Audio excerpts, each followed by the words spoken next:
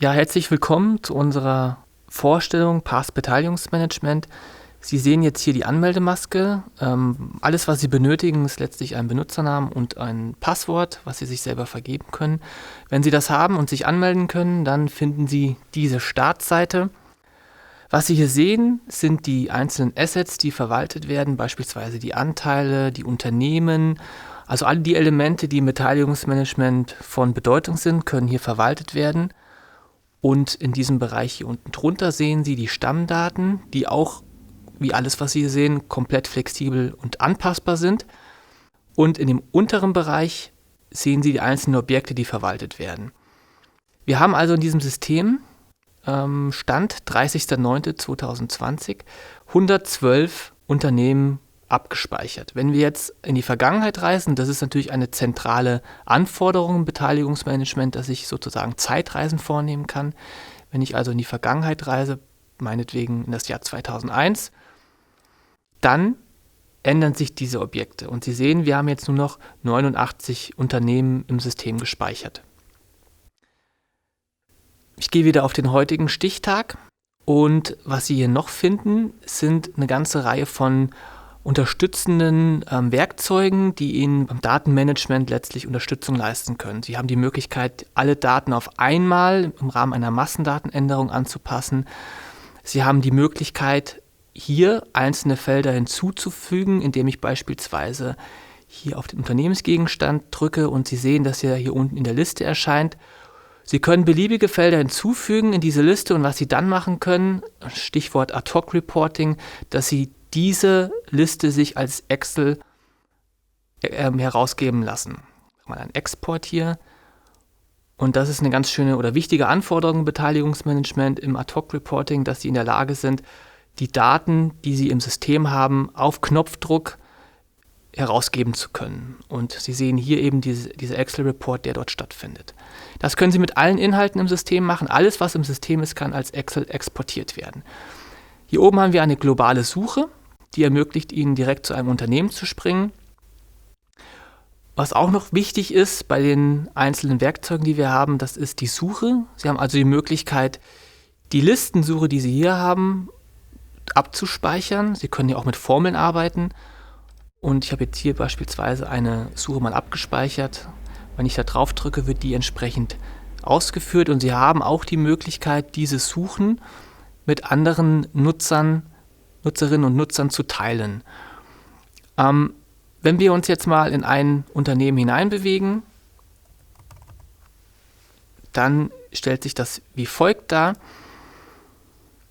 Hier haben wir den Unternehmensnamen und das ist das ganz entscheidende Instrumentarium, nämlich die Historisierung, so dergestalt, dass jeder senkrechte Datenstrich letztlich eine Datenänderung bereithält. Das bedeutet also, wir können hier sehr leicht in die Vergangenheit reisen und uns anschauen, wie die Daten sich dargestellt haben. Und ein wichtiger Punkt, Sie sehen hier im linken Menübereich die einzelnen Segmente oder Bereiche, die dort gepflegt werden. Das ist eine ganze Reihe von Informationen, die Sie hier pflegen können. Und wenn ich jetzt mal in die Vergangenheit reise, in dem Fall zum 01.01.2017, dann werden Sie sehen, dass diese linke Seite weniger wird. Und das ist ein ganz entscheidender Punkt. Das heißt, wir können die Darstellung dieses Bereichs hier steuern über den Status, in dem sich dieses Unternehmen befindet. Und das ist natürlich ein ganz relevanter Punkt, denn nicht alle Unternehmen, die Sie im Portfolio haben, dann müssen Sie die identischen Informationen pflegen, sondern da gibt es große Unterschiede. Und das können Sie hier über diese Anzeigensteuerung mit abbilden.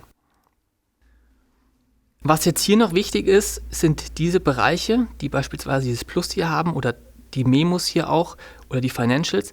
Das sind Elemente, die an anderer Stelle einmalig gepflegt werden und dann automatisch in dem Kontext, wo es wichtig und richtig ist, angezeigt werden. Und das ist ein ganz großer Vorteil unserer Lösung, weil wir damit in der Lage sind, die Datenpflege zu minimieren. Das bedeutet, wir müssen einmal die Daten pflegen an einer Stelle und das System ist so intelligent, dass an x-beliebigen Stellen, wo es sinnvoll ist, diese Daten dargestellt werden. Das ist sehr, sehr hilfreich im Management der Daten. Was jetzt an der Stelle wichtig ist noch, Sie können jedes Feld letztlich sich eine Änderungsanzeige angeben lassen, dann drücken Sie drauf und Sie könnten hier direkt sehen, wer hat wann welche Änderung gemacht. Hier ist es so, dass diese Änderung nicht sehr aussagekräftig ist. Sie haben aber auch die Möglichkeit, eine gesamte Änderungsanzeige sich darstellen zu lassen mit allen Änderungen, die an diesem Unternehmen vorgenommen wurden. Und da sehen Sie hier alle fett gedruckten Bereiche, das sind Änderungen, die letztlich die Daten betreffen. Und das können Sie sich natürlich auch wiederum als Excel exportieren lassen. Ganz wichtig im Beteiligungsmanagement ist natürlich das Thema der Anteile. Wer hat welche Anteile? Die können entsprechend gepflegt werden. Und wenn wir jetzt mal auf einen Beteiligungsfonds gehen, also sprich auf ein Mutterunternehmen, dann werden Sie sehen, dass dort viele Anteile gepflegt sind und den großen Vorteil, den ich hier habe, ich kann mir diese Anteile auch grafisch in der Applikation darstellen lassen und ich kann mir diese grafische Darstellung auch über einen Grafikexport ausgeben lassen. Und was ich jetzt machen kann, ich kann alle ein- und ausgehenden Anteile mir exportieren und es öffnet sich eine GraphML-Datei und diese Datei kann ich nutzen, um mein Beteiligungsgeflecht sehr schön abzubilden. Das heißt, das aufwendige Zeichnen von Organigramm, das wird dann entfallen, weil wir eben in der Lage sind, über diesen Export eine sehr, sehr schöne grafische Darstellung des Beteiligungsgeflechts zu bekommen. So, jetzt haben wir hier also diese grafische Darstellung, dieser Export des Beteiligungsgeflechts. Und was Sie jetzt hier sehen, ist erstmal nur eine horizontale Linie. Die ist wenig spektakulär. Wenn ich das aber entsprechend ansortiere hierarchisch, dann passiert etwas Wundervolles, nämlich wir haben diese Darstellung, die das Beteiligungsgeflecht auf Knopfdruck darstellt. Ich habe hier noch verschiedene Werkzeuge, die mir das auch ermöglicht, entsprechend zu bearbeiten, sodass ich hier ein sehr schönes Organigramm bekomme und Sie sehen, die Komplexität kann eigentlich unbegrenzt sein. Es wird immer auf Knopfdruck erstellt und das ist mit allen Inhalten möglich, die ich hier habe und ich bin auch in der Lage, von diesen Objekten, die ich hier habe, wenn ich das mal größer mache, direkt wieder in die Applikation zu springen. Also ich kann hier draufklicken und dann wäre ich direkt wieder in der Applikation. Ein weiterer wichtiger Punkt ist natürlich das Berichtswesen. Ich hatte vorhin schon erwähnt, dass wir das sogenannte Ad-Hoc-Reporting haben, in dem wir auf Knopfdruck Excel-Listen ausgeben können. Eine andere Möglichkeit ist es, komplexere Berichte abzubilden. Hierfür möchte ich Ihnen den Beteiligungsfonds an der Stelle darstellen. Das ist also jetzt der Beteiligungsfonds, im Prinzip eine Mutter von verschiedenen, die verschiedene Beteiligungen hält. Sie sehen hier diese Anteile an der Stelle. Und was ich machen kann, ist ein sogenanntes Fonds-Reporting aufzusetzen. Und ich kann in dem Fall ist es ein Halbjahresberichtswesen, zu jedem Halbjahr letztlich einen Bericht ausführen, der mir das gesamte Portfolio darstellt. Und Sie sehen hier, dass es layout-technisch da keine Begrenzungen gibt. Also sprich, jeder Kunde kann eigentlich definieren, welches Layout er möchte, welche Informationen sollen hier gepflegt werden.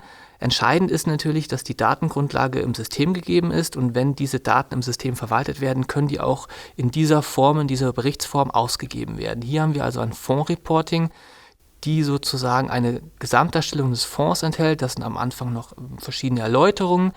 Und hier haben wir sozusagen den Stand der Kapitaleinzahlung und der Rückzahlung in einer Gesamtschau. Und weiter unten in dem Bericht ist es so, dass das Beteiligungsportfolio hier dargestellt wird. Eine sehr schöne Möglichkeit eben, ein standardisiertes Berichtswesen aufzusetzen. Hier würde auch die Möglichkeit bestehen, diese Berichte automatisiert zu einem bestimmten Stichtag zu versenden.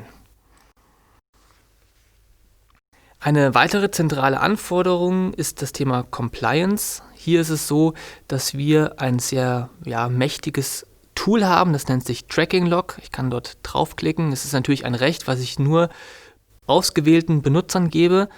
Bedeutet also, nicht jeder kann dieses Tracking Log überhaupt sehen, geschweige denn anwählen und die Inhalte sich anschauen.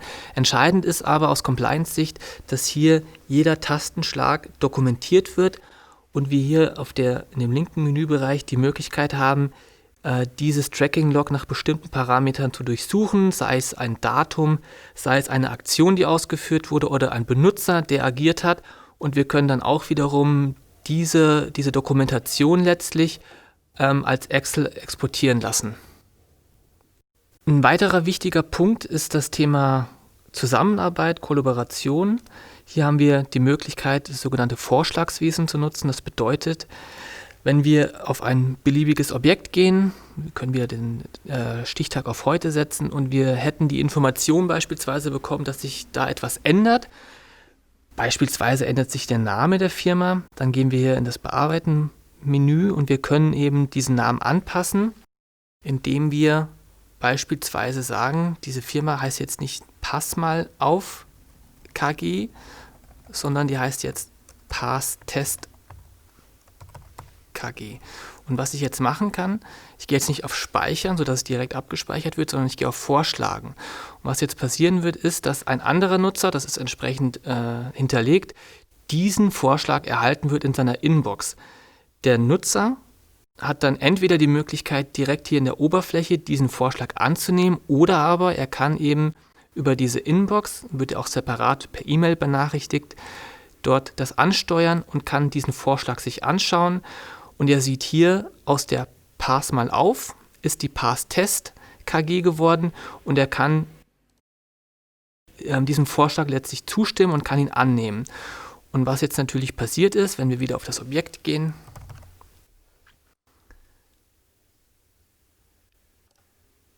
dann sehen Sie hier, dieser Name wurde geändert und wenn ich auf die Änderungsanzeige gehe, dann sehen Sie entsprechend diese Anpassung, die ich am 30.09., also heute, vorgenommen habe, um 14.12 Uhr und 31 Sekunden.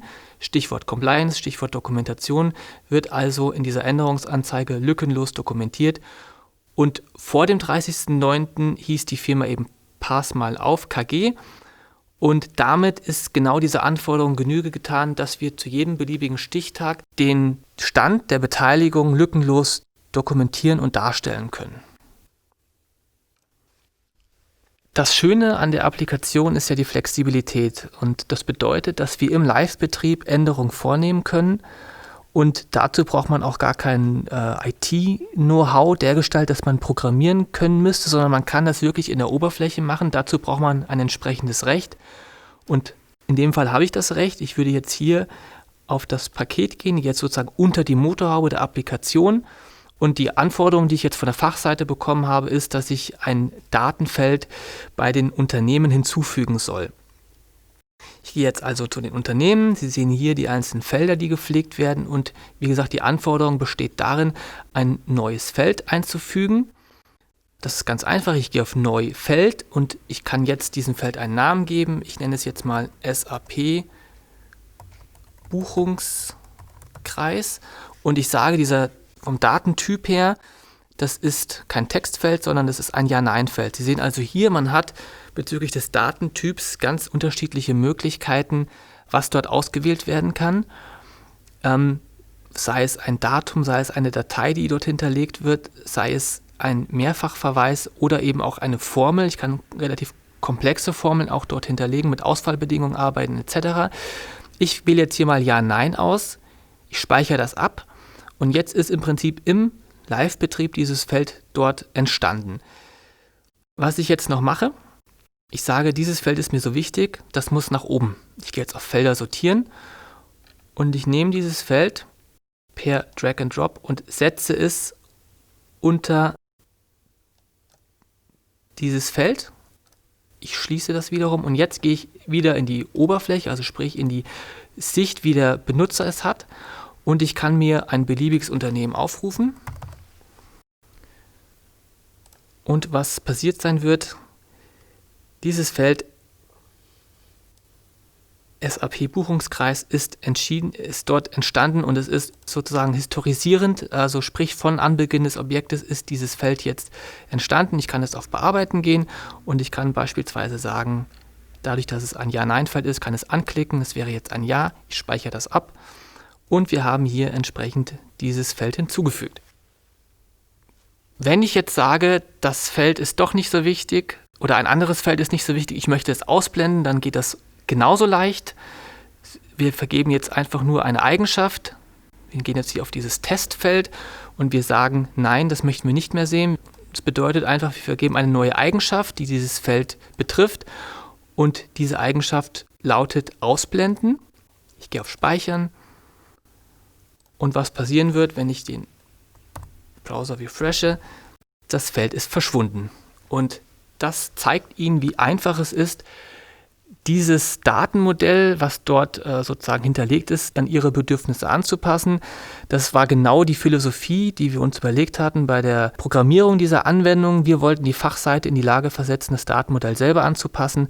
Und mit diesem flexiblen Werkzeugkasten, den Sie bekommen, sind Sie dazu in der Lage, das zu tun, ohne dass Sie dafür spezielles IT-Know-how bräuchten. Und es ist der zentrale Vorteil unserer Lösung, dass wir hier einen flexiblen Werkzeugkasten haben und kein Standardprodukt, was wir Ihnen überstülpen möchten. Diese Flexibilität, die können wir auch gewährleisten in Bezug auf den Betrieb. Also Sie können als Kunde selber entscheiden, ob Sie das im eigenen Rechenzentrum betreiben wollen oder ob Sie uns als PaaS nutzen wollen, um die Applikation im PaaS-Rechenzentrum betreiben zu lassen. Das ist Ihre Entscheidung und das ist Ihre Flexibilität, die wir mit unserer Lösung letztlich nur unterstützen möchten an der Stelle.